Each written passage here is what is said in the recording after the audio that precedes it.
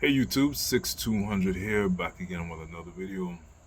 And today I figured we'd touch on, as part of the Married Man Advice 101, touch on the differences between men and women, how we communicate, right? Especially within the confines of a relationship, marriage, even. And one of the, I guess, the biggest differentiator between how we communicate is the style. Basically, we communicate directly, women communicate indirectly. For us, communicating directly, that is almost 100% of the time, right?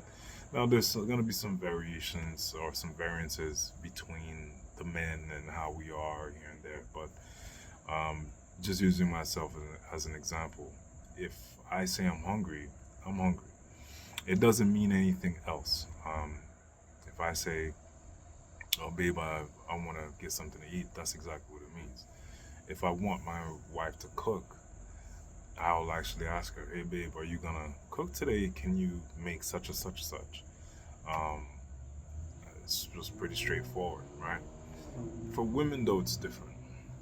So let's use my wife as an example.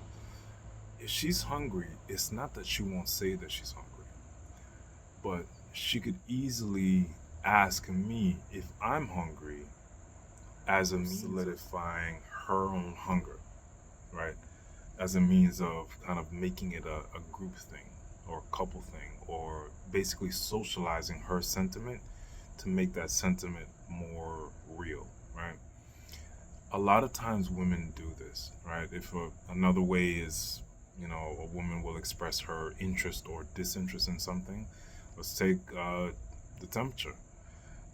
For those of us that have worked in an office, we all know it. We've experienced it. We've seen it.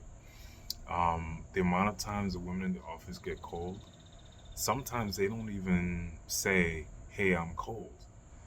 Sometimes they'll come up to you, the male coworker, and they'll ask you, "Do you feel cold?"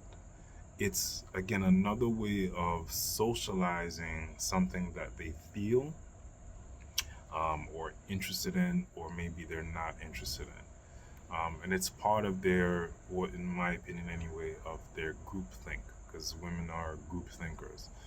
Um, Even though they have very active imaginations, they really need the opinions and the input and insight and guidance from others, in their group and around them, to help them figure out and make sense of um, how they feel, because they feel things first and then they think about it after, right? And that's both a good and a bad thing. It's not an evil thing. It's a good and a bad thing. It really depends on the context, depends on the situation.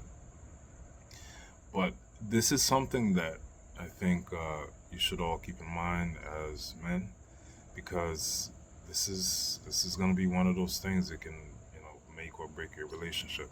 It's not going to be anything that's going to get any easier to deal with. So be mindful of the difference in not just communication but thought process, or processes between you and your woman, right? What you think and how you think is vastly different from what she thinks and how she thinks.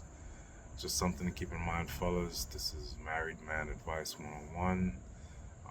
That's all for today.